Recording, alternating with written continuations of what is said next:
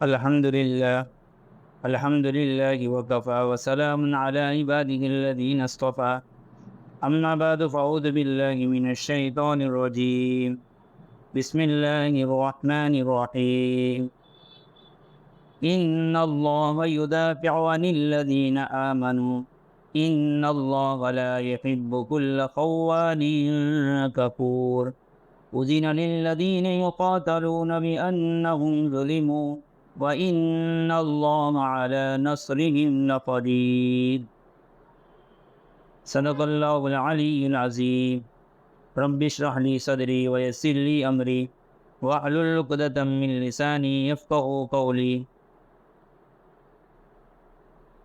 اللہ کا بہت بڑا احسان و کرم ہوا کہ اللہ تبارک تعالیٰ نے پھر ہمیں ایک بار قرآن پاک کی تفسیر میں بیٹھنے کی توفیق دی۔ سورہ حج کی تفصیل چل رہی ہے، الحمدللہ 37 آیتوں کی تفصیل ہو گئی۔ ابھی جو قرآن کریم کی آیت تلاوت کی گئی ہے، اس کے اندر اللہ تبارک تعالیٰ نے مسلمانوں کے ذہنوں میں ایک جو خیال ہو سکتا ہے اس خیال کا جواب دیا ہے۔ اس سے پہلے والے آیتوں میں یہ بات بیان کی گئی تھی کہ اللہ تبارک تعالیٰ نے مسلمانوں کو حکم دیا کہ وہ قربانی کرے، مسلمانوں کو حکم دیا تھا کہ وہ حج کرے۔ اب حج کے احکام کو پورا کرنا، قربانی کے احکام کو پورا کرنا، یہ کب ہو سکتا ہے؟ جب کہ اس کے موقع بھی ہو، اس کی جگہ بھی ہو۔ لیکن کیونکہ آیتیں کس زمانے میں اتر رہی ہے وہ حج کی اور قربانی کی، جس وقت تک کہ کافروں کا مسلمانوں پر غلبہ ہے، کیونکہ مکی صورت ہے اور مکی دور میں تو کفاروں کا غلبہ تھا، اور ایسے موقع پر یہ حکم ہے کہ قربانی کے احکام کو پورا کرے، حج کے احکام کو پورا کرے۔ تو یہ کب ہو سکتا ہے، کیسے ہو سکتا ہے؟ یہ ذہن میں ایک سوال ہو سکتا تھا، تو اللہ تبارک تعالیٰ اس آیت میں اس کا جواب دے رہے کہ تم کو احکام دیے ہیں، احکام پر عمل کرنے کے اللہ موقع بھی دے گا۔ کیسے دے گا؟ کہ ابھی تو کفاروں کا غلبہ ہے، مشرکین کا غلبہ ہے، لیکن اللہ تعالیٰ فرما رہے ہیں ان اللہ یدافع عن الذین آمنوا، بے شک اللہ تعالیٰ دفع کرے گا، ختم کرے گا ایمان والوں کی جانب سے، ایمان والوں کی جانب سے اللہ تبارک تعالیٰ دفع کریں گے، یعنی ایمان والوں کی طرف اگر کوئی ظلم، مصیبت اور ان کی طرف آنے والی جو آفتیں ہے وہ آئے گی تو اللہ تعالیٰ اس کو دفع کریں گے۔ ان اللہ لا يحب كل خوان کفور، بے شک اللہ تبارک تعالیٰ ہر خیانت کرنے والے اور ناشکری کرنے والوں کو پسند نہیں کرتا ہے۔ کیونکہ اللہ تبارک تعالیٰ نے مکہ میں جو رہنے والے تھے ان لوگوں کو اللہ تبارک تعالیٰ نے اپنا گھر دیا تھا بطور امانت کی۔ یہ خیانت کرنے والے کیسے وہ میں سمجھا رہا ہوں۔ اللہ تبارک تعالیٰ نے بطور امانت کے ان کو اپنا ایک گھر دیا تھا کہ اس گھر میں صرف اللہ کی عبادت ہو، اللہ کے سوا کسی کی عبادت نہ ہو، اور وہ گھر میں صرف اللہ ہی عبادت کی لائق ہے۔ تو بطور امانت کی وہ بیت اللہ ان کو ملا تھا، لیکن انہوں نے ایک کی جگہ پر 360 بت اس میں رکھ لیے، تو انہوں نے امانت میں خیانت کی۔ اس لیے اللہ تبارک تعالیٰ فرما رہے ہیں ہر خیانت کرنے والے کو اللہ پسند نہیں کرتا ہے، کیونکہ انہوں نے بہت بڑی خیانت کی کہ اللہ کے ساتھ دوسرے بتوں کو شریک ٹھہرا دیا، تو بڑی خیانت ہے۔ پھر اللہ تبارک تعالیٰ نے آگے فرمایا کہ کفور، اللہ ناشکری کرنے والوں کو بھی پسند نہیں کرتا ہے۔ اللہ نے کفار مکہ کو، مشرکین مکہ کو بڑی بڑی نعمتوں سے نوازا تھا۔ اللہ تبارک تعالیٰ نے ان کو اتنی عزتیں دی تھی کہ ان کے لیے شام اور یمن کا سفر کرنا آسان تھا۔ دوسرے لوگ اگر جاتے تھے تو راستے میں ڈاکو لوگ ہیں، چور لوگ ہیں، وہ ان کو لوٹ لیتے تھے، لیکن اگر ان کو پتہ چلتا کہ یہ بیت اللہ سے آئے ہوئے ہیں، یہ مکہ سے آئے ہوئے ہیں، تو پھر ان کو نہیں لوٹا جاتا تھا، ان کی عزت کی جاتی تھی۔ تو اللہ تبارک تعالیٰ نے ان کو یہ نعمت دی تھی، تو نعمت کا شکر یہ تھا کہ پھر فَلْيَعْبُدُوا رَبَّ هَذَا الْبَيْتِ، اس گھر کے مالک کی وہ عبادت کرتے، لیکن انہوں نے اس گھر کے مالک کی عبادت نہ کر کے انہوں نے کفر اور شرک کیا، اس لیے سب سے بڑے ناشکرہ ہے۔ اللہ تبارک تعالیٰ ایسے لوگوں کو غلبہ نہیں دیتے ہیں، ایسے لوگوں کو اللہ تعالیٰ کامیاب نہیں کرتے ہیں، یہ بتایا۔ اس لیے ایمان والو تم گھبراؤ مت، ابھی موقع نہیں ہے، لیکن کچھ عرصے میں تمہارے لیے حج کرنے کے موقع بھی آ جائیں گے، قربانی کرنے کے موقع بھی تمہارے لیے آ جائیں گے۔ یہ اللہ تبارک تعالیٰ نے ایک پیشن گوئی کے طور پر ان مسلمانوں کو بتایا۔ ابھی تو پیشن گوئی تھی، اب اس کی نیچے والی آیت میں ہی اللہ تبارک تعالیٰ نے مسلمانوں کو جہاد کا حکم دے دیا۔ آگے والی آیت میں بیان کیا اذن للذین یقاتلون بأنہم ظلموا وَإِنَّ اللَّهَ عَلَى نَصْرِهِمْ لَقَدِيرٌ، اور اجازت دے دی گئی ان لوگوں کو جن سے لڑائی کی جاتی تھی، یعنی مسلمانوں سے لڑائی کی جاتی تھی، مسلمانوں کو ستایا جاتا تھا، مسلمانوں کو حیران کیا جاتا تھا، ان لوگوں کو اب اجازت دے دی گئی۔ کیوں؟ بِأَنَّهُمْ ظُلِمُوا، اس وجہ سے کہ انہوں نے ان پر ظلم کیا۔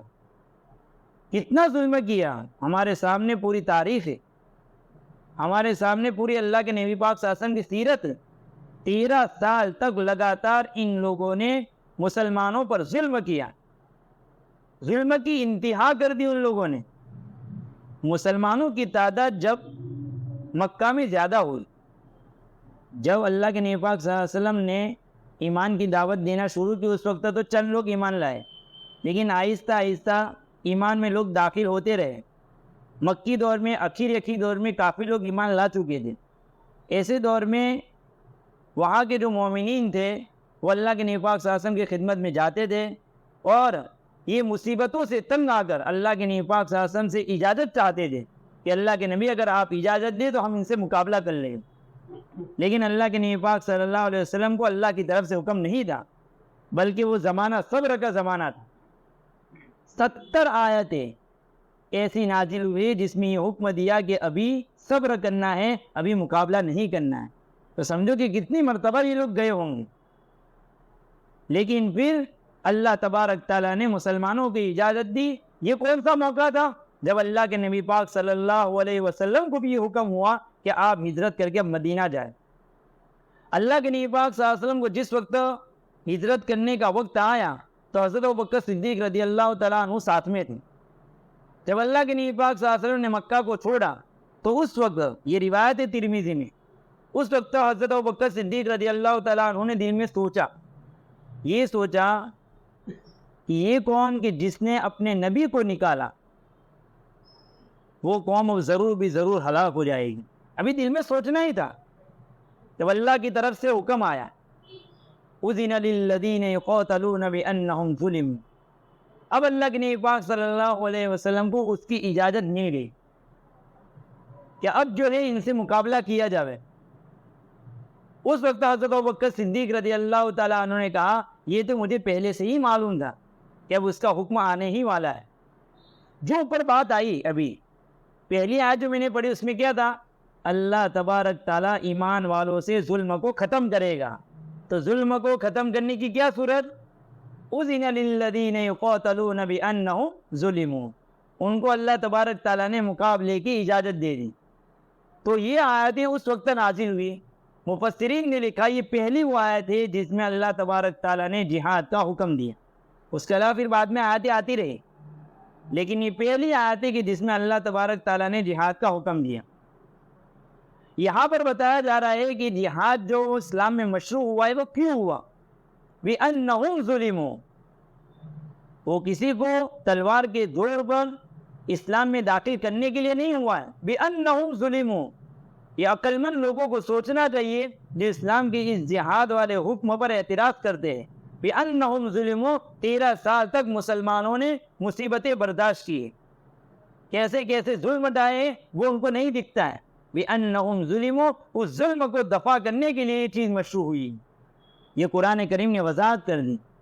پھر اللہ تبارک تعالیٰ آگے بیان کر رہے کہ حکم تو دے دیا لیکن مسلمانوں کی تعداد تو بہت کم ہے، وہ کیسے مقابلہ کرے گی؟ وہاں تو ان کے پاس ہتھیار ہے، سامان ہے، تعداد بھی بڑی ہے، تو ان کے مقابلے میں کیسے مقابلہ ہو سکتا ہے؟ قرآن کریم نے کہہ دیا وَإِنَّ اللَّهَ عَلَى نَصْرِهِمْ لَقَدِيرٌ، بے شک اللہ تعالیٰ ان کی مدد کرنے پر قادر ہے۔ ایمان اور کفر کی جب کشمکش ہوتی ہے تو اہل ایمان تنہا نہیں ہوتا ہے، بلکہ اللہ کی حمایت اور اللہ کی مدد اس کے ساتھ ہوتی ہے۔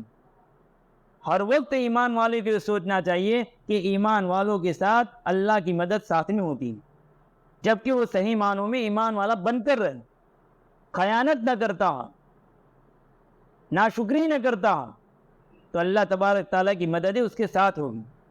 جو یہاں پر بیان کیا وَإِنَّ اللَّهَ عَلَى نَصْرِهِمْ لَقَدِيرٌ، کہ اللہ تعالیٰ ان کی مدد پر قادر ہے، اور اللہ تعالیٰ نے کر کے دکھایا۔ اللہ تبارک تعالیٰ اس میں یہ بھی بتا رہے ہیں، دیکھو یہاں پر شروع سے ایسے احکام آ رہے ہیں۔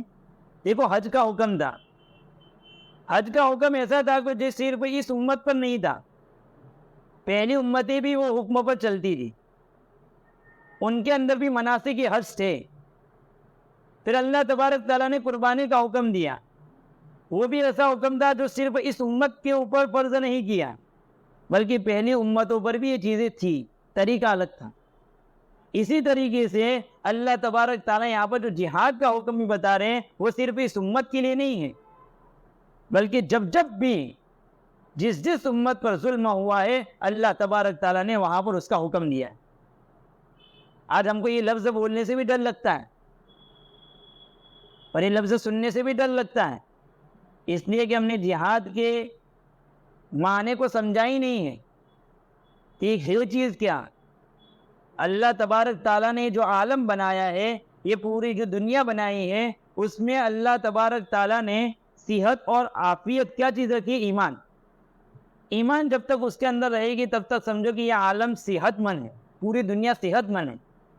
لیکن جب اس میں کفر آتا ہے، شرک آتا ہے، تو سمجھو کہ اس کے اندر پھنسی پھوڑی نکل آئے ہو۔ اب اس کی دو صورت ہو سکتی ہے، ہمارے بدن میں جب پھنسی پھوڑے آتے تو کیا ہوتا ہے؟ ایک تو یہ تو کہ ملم لگا دو، اس کی اصلاح کر دو، تو اس کے نتیجے میں وہ چیز صحیح ہو جائے گی۔ کچھ چیزیں ایسے ملم ایسے پھوڑے ہو جاتے ہیں، ایسی پھنسیاں ہو جاتی ہیں جس پر نسکل لگانا پڑتا ہے، اس کو ختم کرنا پڑتا ہے۔ تو اللہ کے نبی پاک صلی اللہ علیہ وسلم نے 13 سال تک اور اس کے علاوہ بھی کئی لوگوں کی اصلاح کر کے ان لوگوں کو ایمان میں داخل کیا، اس بیماری سے دور کیا۔ لیکن کچھ ایسے تھے کہ اگر ان پھوڑے اور پھنسی کو ختم نہ کیا جاتا تو دوسرا بدن بھی سڑ جاتا، ایسے پورا عالم سڑ جاتا۔ تو اللہ تبارک تعالیٰ کی طرف سے حکم آیا کہ اب ان پھنسی پھوڑوں کو نستل لگائی جائے، یہ ہے جہاد کا حکم۔ تو اس کے ذریعے سے تو عالم میں رحمت بنی ہے، چیز رحمت نہیں ہے، اور یہ تو ظلم اور کمزوروں کی مدد کرنے کے لیے مشروع ہے۔ اسی بنیاد پر تو اس کے احکام ہیں، خالی ایسا نہیں کہہ دیا کہ بھئی جہاد کرو۔ ارے دوران جہاد میں بھی اللہ کے نبی پاک صلی اللہ علیہ وسلم کی طرف سے حکم تھا، بچوں کو، عورتوں کو، بوڑھوں کو، ان کے مذہبی جو رہنما ہے ان پر تلوار نہ چلائی جاوے، جو لوگ قتال نہیں کر رہے ان سے تلوار نہ چلائی جاوے۔ یہ بتا رہا ہے کہ ہمارے اسلام میں قتل کرنے کو پسند نہیں کرتا ہے۔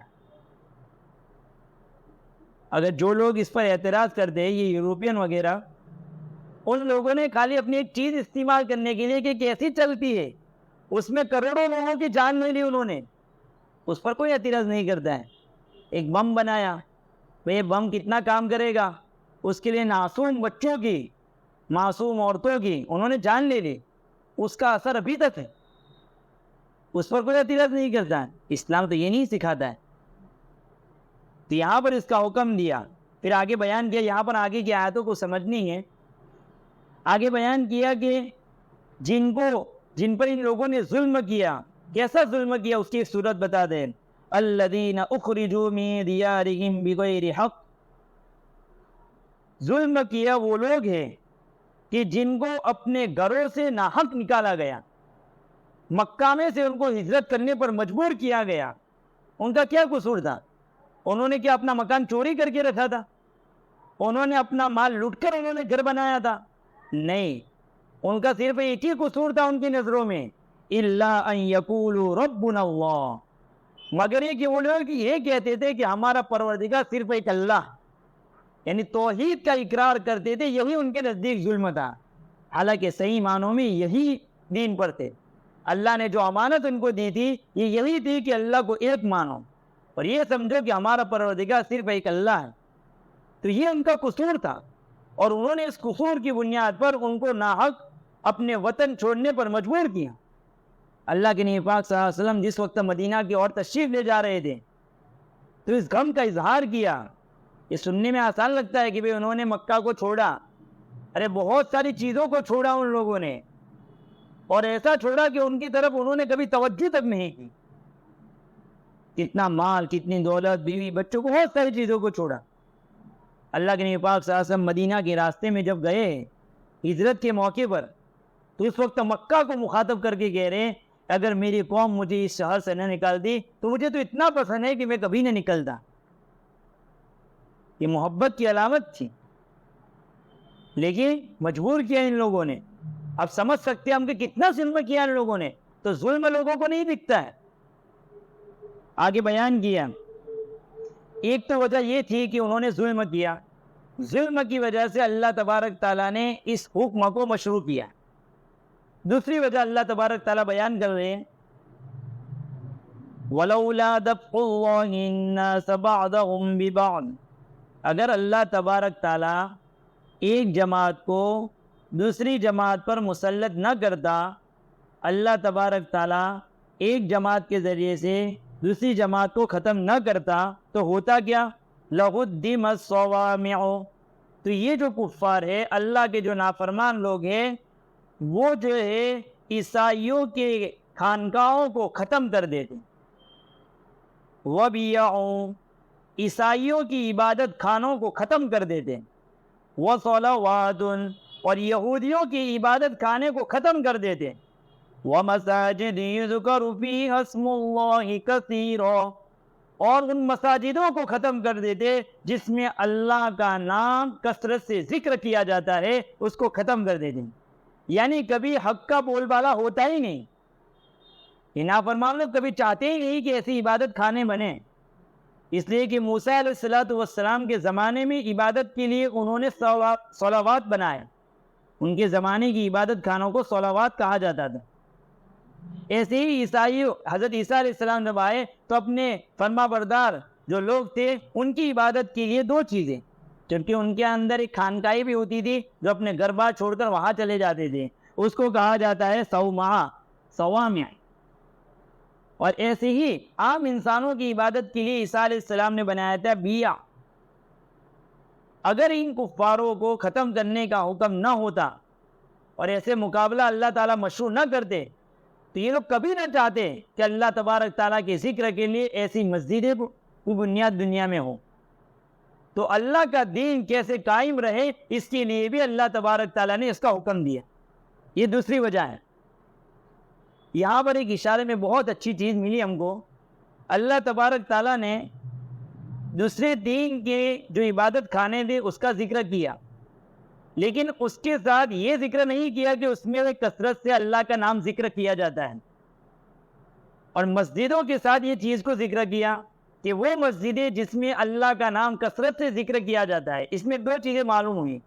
ایک تو امت محمدیہ کے لیے جو عبادت خانے بنے اس کی فضیلت معلوم ہوئی, اس لیے کہ اس میں اللہ کا ذکر دوسری عبادت خانوں سے زیادہ ہوتا ہے, دوسری امتوں کی عبادت خانوں سے زیادہ ہوتا ہے, اس لیے اللہ نے اس کا ذکر کیا.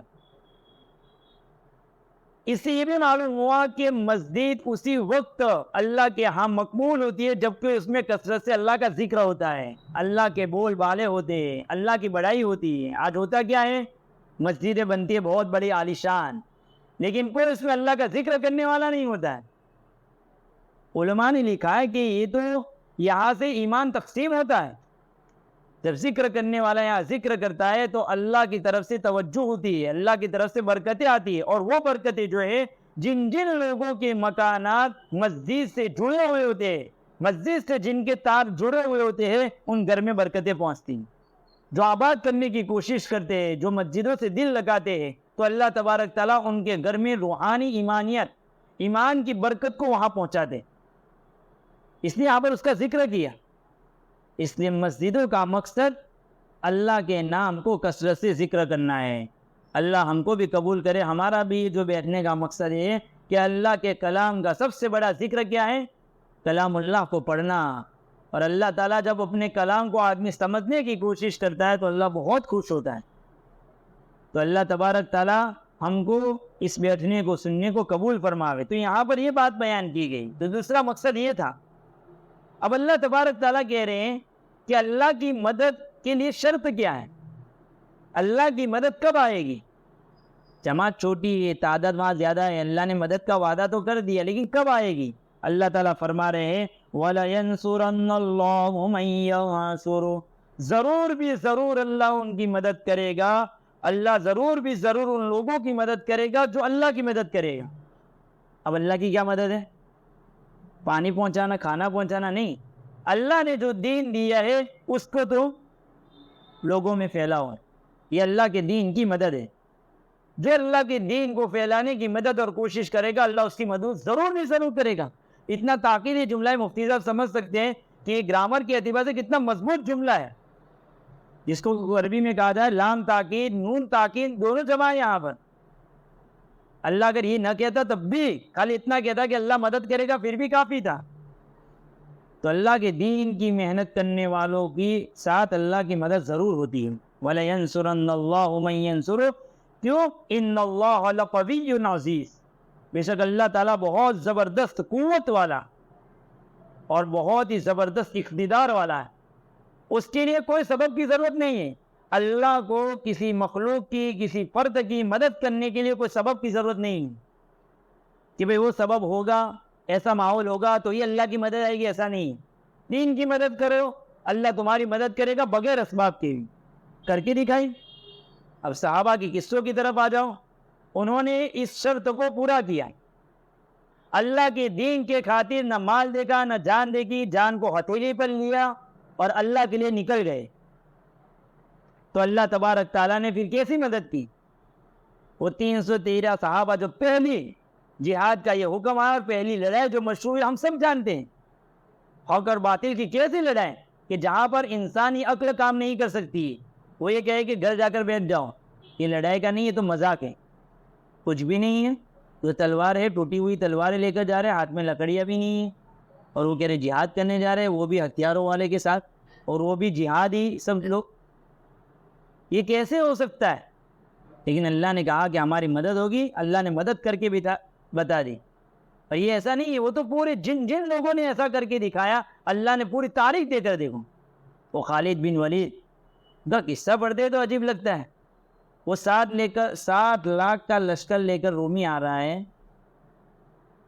اور وہ دھمکا رہا ہے، چیلنج کر رہا ہے مسلمانوں کو کہ آج مسلمانوں کو ہم ختم کر دیں گے۔ یہاں پر سے حضرت خالد بن ولید یہ کہہ رہے کہ اے امیر لشکر 30 آدمی دے دو۔ تو امیر لشکر بھی تھوڑا تو کنفیوز ہے کہ 30 آدمی لے کر 7 لاکھ کے لشکر میں کیا؟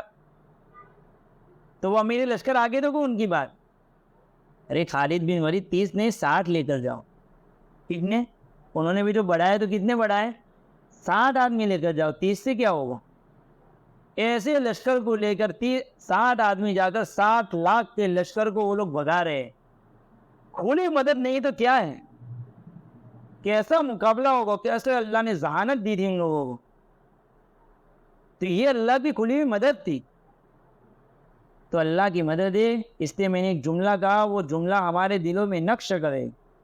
کفر اور ایمان کی لڑائی میں اہل ایمان کے ساتھ اللہ کی مدد ہوتی ہے، اہل ایمان تنہا نہیں ہوتا ہے۔ اللہ تبارک تعالیٰ نے بتایا، اب آگے ایک اور آیت ہم سنتے جاویں۔ یہ بھی جو بیان کیا گیا کہ جن لوگوں کو ناحق ان کو گھر سے نکالا گیا، انہی کے بارے میں ایک دوسری صفت بیان کی کہ یہ لوگ ایسے لوگ ہیں جن کو بھی نکالا گیا، وہ اتنے نیک لوگ ہیں کہ الذین ان مکناہم فی الارض، یہ وہ لوگ ہیں کہ اگر ہم ان کو زمین میں حکومت دے دے، اگر ہم زمین میں ان کو تمکین دے دے، حکومت دے دے، تو یہ لوگ تکبر نہ کریں، یہ لوگ ظلم نہ کریں، کیا کریں؟ اقاموا الصلاۃ، نمازوں کو قائم کریں، وآتوا الزکاۃ، زکاتوں کو ادا کرے، وَأَمَرُوا بِالْمَعْرُوفِ، بھلائیوں کا لوگوں کو حکم کرے، وَنَهَوْا عَنِ الْمُنْكَرِ، اور برائیوں سے لوگوں کو روکے۔ یعنی ان لوگوں کو اگر حکومت ہاتھ میں آ جاوے، یہ جن لوگوں کو نکالا گیا ہے ان کو اگر اللہ حکومت دے دے تو یہ لوگ جو ہے دین کو نافذ کرے، اور وہ صرف حاکم ہی نہیں ہو بلکہ ایک اللہ کا بڑا ولی بھی ہو۔ یہ ایسے لوگ ہیں اللہ تبارک تعالیٰ نے یہ آیت نازل کی کس وقت؟ جب کہ ابھی مسلمان ہجرت کر کے جا رہے ہیں، ابھی گھروں سے ان کو ناحق نکالا جا رہا ہے. یہ آیت اصل کن لوگوں کے بارے میں نازل ہو رہی ہے؟ خلفائے راشدین کے بارے میں نازل ہوئی. اللہ نے ان آیتوں کو کر کے بتایا. اللہ کے نبی پاک صلی اللہ علیہ وسلم کے بعد یہی جو 4 خلفاء ہیں وہ کون ہیں؟ سب کے سب مہاجر ہیں، سب کو ناحق گھر سے نکالا گیا. حضرت ابوبکر صدیق، حضرت عمر رضی اللہ تعالیٰ عنہ، حضرت عثمان غنی رضی اللہ تعالیٰ عنہ، حضرت علی رضی اللہ تعالیٰ عنہ، یہ چاروں کے چاروں کون ہیں؟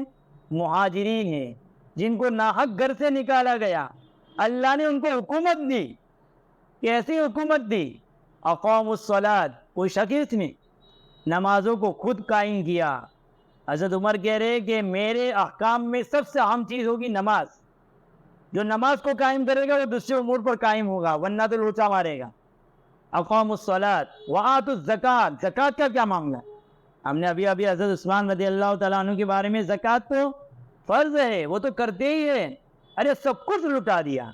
حضرت ابوبکر پورا گھر صاف کر کے لے آ رہے. حضرت عمر رضی اللہ تعالیٰ عنہ نے پوری زندگی صدقے کر کے زندگی گزار دی. حضرت عثمان غنی رضی اللہ تعالیٰ عنہ کو تو غنی کا لقب مل گیا. ان کی جیسی سخاوت کہیں دیکھنے نہیں ملے گی. تو وآتوا الزکوٰۃ، زکوٰۃ سے سب مارا گئے، صدقے کے مال، لوگوں کو تعاون کرنا، لوگوں کی مددیں کرنا. مالوں کو ہڑپ نہیں کیا. ان کا خود کا حال ایسا ہے کہ گھر میں کھانے کی کوئی چیز نہیں ہے اور لوگوں پر لٹا رہے ہیں. وآتوا الزکوٰۃ وأمروا بالمعروف، بھلائیوں کا حکم کرنا. دیکھو 4 خلفاء کی زندگی پڑھنی پڑے گی زندگیوں کو، تب جا کے سمجھ میں آئے گا. وأمروا بالمعروف یعنی دین کے ہر احکام کو نافذ کرنے میں پوری زندگی لگا دی ان لوگوں نے. کبھی چین سے سوئے نہیں یہ لوگ. کبھی دین کیسے لوگوں میں پہنچے اس کے لیے کوئی جامع القرآن بنا. قرآن کو جمع کرنے والا حضرت عثمان رضی اللہ تعالیٰ عنہ، حضرت عمر فاروق رضی اللہ تعالیٰ عنہ نے نہ جانے کتنی چیزیں اسلام میں مشروع کی، نافذ کیا اسلام میں. حضرت ابوبکر صدیق رضی اللہ تعالیٰ عنہ کی زندگی کو اٹھا کر دیکھو. وَنَهَوْا عَنِ الْمُنْكَرِ، برائیوں سے لوگوں کو روکنا. حضرت ہم تعلیم میں بھی سن رہے حضرت عمر رضی اللہ تعالیٰ عنہ ذرا بھی آگے پیچھے نہیں ہو رہا ہے. کوئی منکر لا کر بتاوے فوراً کوڑا لگتا ہے وہاں پر.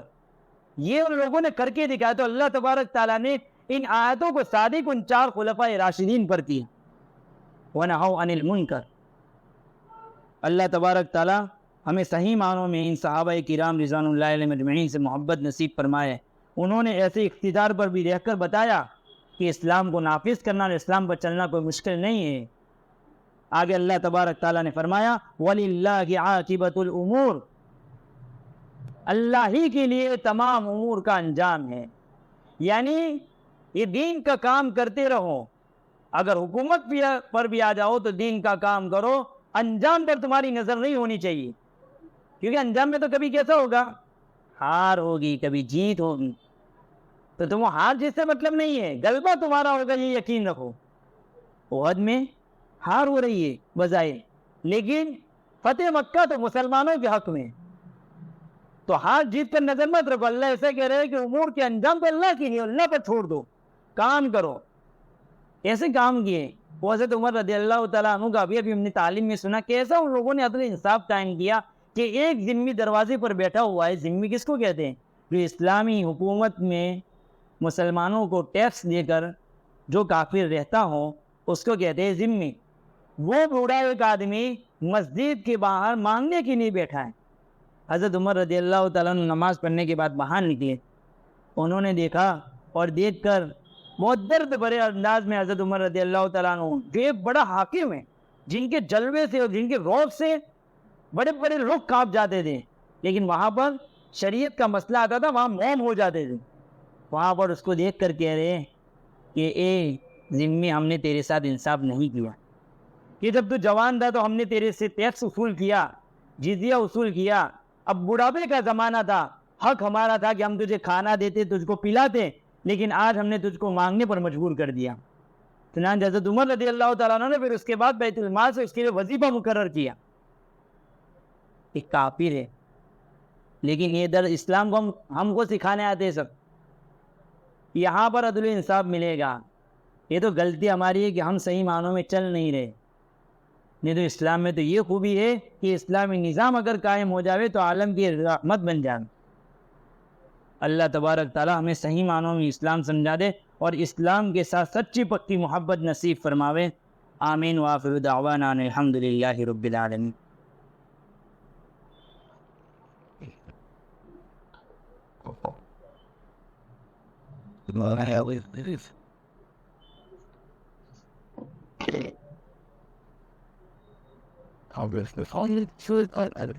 Where? Wow.